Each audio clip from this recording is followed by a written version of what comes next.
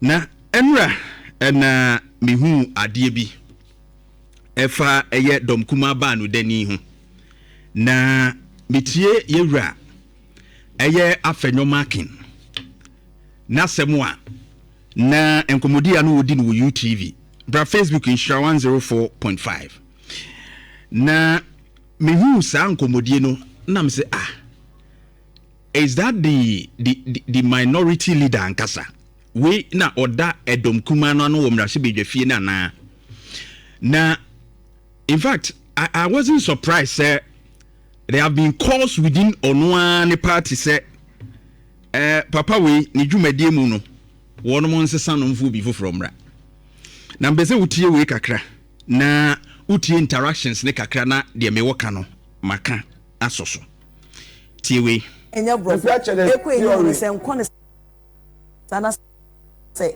ejina ho at least metini ase physical so hold on in question and maybe so there inflation and work and wasa awo EGP that's by what you eto okay awo the inflation and work and have you seen any impact of that inflation in your disposable income? CPO honorable. Yes, in commerce, yes, in commerce. All right. Nhyira 104.5. Me try send me to me enya enenu nyina akusi amaye na yetie Afenyo-Markin na semwa na oka on inflation ene eye fuel ne no ma aka na odimu enkomo no na utie no a ensem a na obobo so ewo ho no chese yensimpi meba na afi yede eno no atoa so na yetie ne nsem ye wi a ne ebo akiri no maka de atoa so tie hawa na osi eka ensem no efa as a minority leader na eduru ba bi no utimi so no ano pese host no kra no o intimidate no chese oye ne sa se de nipa a wote won century ni na ono te wo no edi dwuma no onim ne oye anase onu no enim hwe tie how the inflation na work no have you seen any impact of that inflation in your disposable income? CPO honorable. Yes, in commerce, yes, in commerce. Me be so there. And me chemo na say bia ene me kona me kota de na bia for instance me 250 Ghana cedis na bia the following day na say the next 2 days me ko o he na bia 260 cedis na say inflation above for na bia 50 cedis no and reduce here but the rate at which nka you are talking theory enya brofo ekwe ni say nkone sana say ejina ho at least say metimi ase physical so hold on in question and me be so there inflation and work and wasa awo EGP that's by what you talk eto wo ba no nzama eto wa so nzama eto electricity idzigwa ekogom ikezigwa ya dem bia eto petrol go kam me be so there the inflation na abefom no na was 3% do you see any positive impact in your disposable income musika tin na inya no ehun there says ya is save more na me be so na machire honorable. Okay, are you being hypothetical or you are facing reality? Because me spend for instance 2,000 cedis a month. E won niam a wakeke nyina me totototo. Na bi anka the following month no. Me fa na say the inflation e wo about 23%. Na ne ati aba 3 and I say let's say 5 compona. Definitely say what 23 the rate at which you are defining inflation. No, I'm defining to me inflation. I'm also being practical. Say if we are being practical there and then you have fuel for instance say me fill me car na say maybe 1,200 now price is above for na say me fill na say 600 I've saved money. Is that the case? Fuel na above.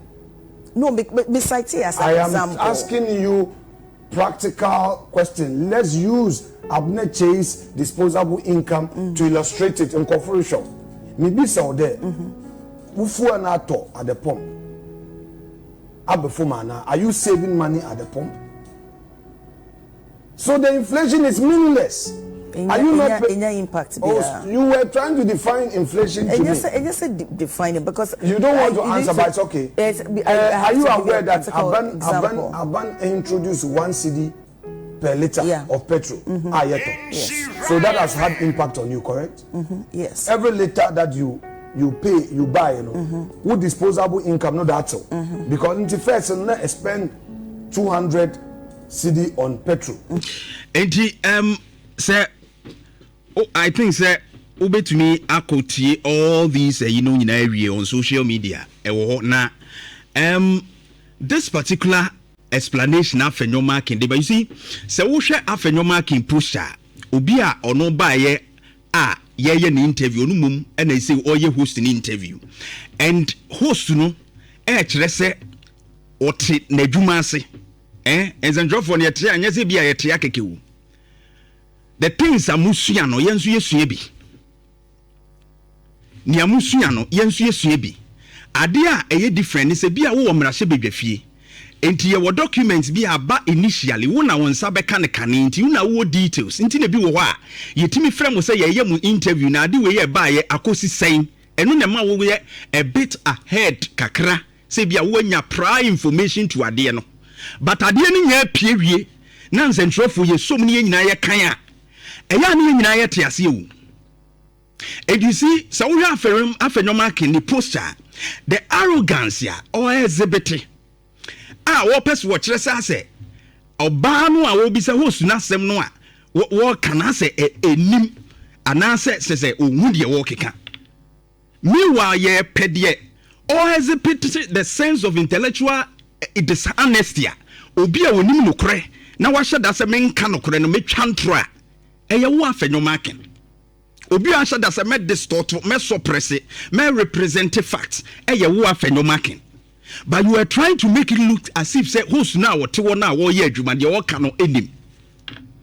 And we all know, share Makasa asem we wa say the MPP needs to change the communication strategy. And kwan ya omufa so mu communicate on issues. Any the theatrics na wo mu de awura communication ni mu a affect the message ya. As we de koma Ghana 40 womase. I've said it time and number say one more a Ghana high to a say Ghanaian voters no. Jeff Fato Sumame. It is clear.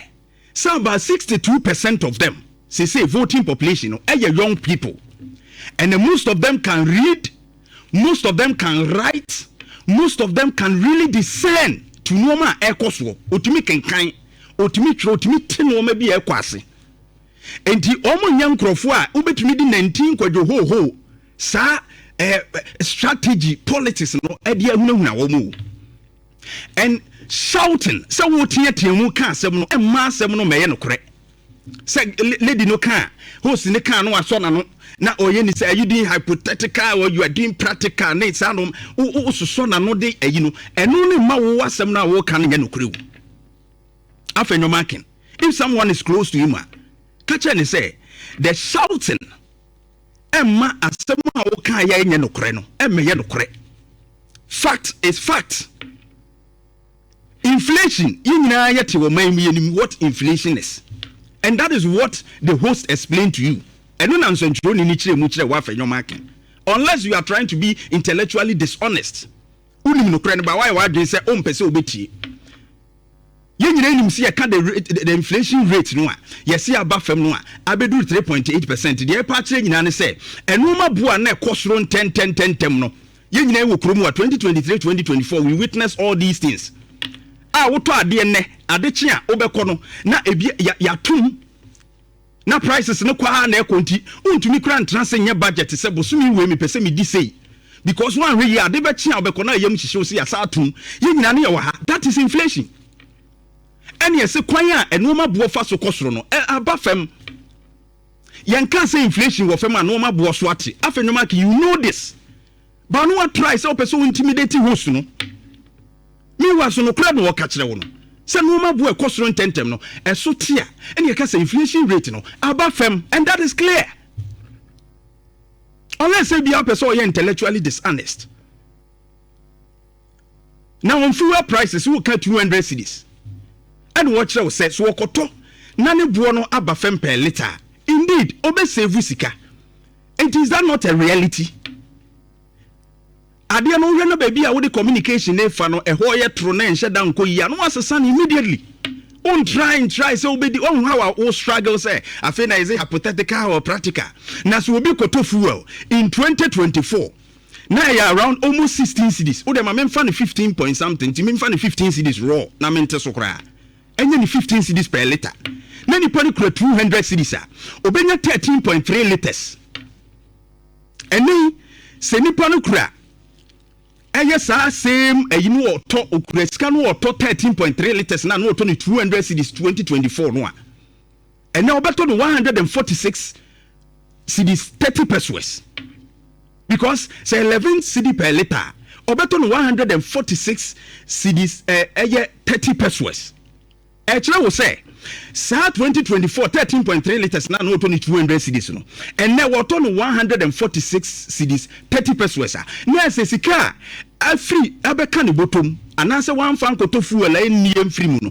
53 cedis 70 pesos. We save 53 cedis 70 pesos. We roast no educate we free education.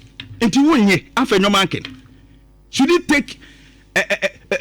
take a minority leader to be educated on a live television on these small issues? A minority leader or parliament. Who documents and the realities no unless one has who are intellectually dishonest. Sadly, we as will be was here. Let me tell you, you cannot debate the 2026 going voters, no. And the current voters, no. Makacho say already young people beat me, about 62% of the voter population. It may Pacho say, and then send 19 strategy of communication. Esa musasano. Sadio we de bia meka. De bia meka. And yes, sir, at the Nimguasi, and the ordinary Ghanaian near descending. No. And I was shouting, and I hypothetical shouting, that's a one Casacra who are some now can you are panicking. You looked unprepared. As someone not obeying, and no, but you were really jittery because one Casa Okoa, no. Oh, yes, sir, who could chant to no credit peso beka. Say, ya never to us what. Communication is a better than and I've always said, someone's a communication strategy now, a better thing. And as a whole minority leader, inflation, I say. Inflation, I say. Pump price, this is shameful, Afenyo. Live television, shameful. What go anymore say? Kesa humbly, who accept it. Now come to terms. But I fall flat. And this is embarrassing. And yes, even a good the House of Parliament anymore say. This is bad. Insurance 04.5. Ebusia, maybe. Oh yeah! Come on! Nhyira 104.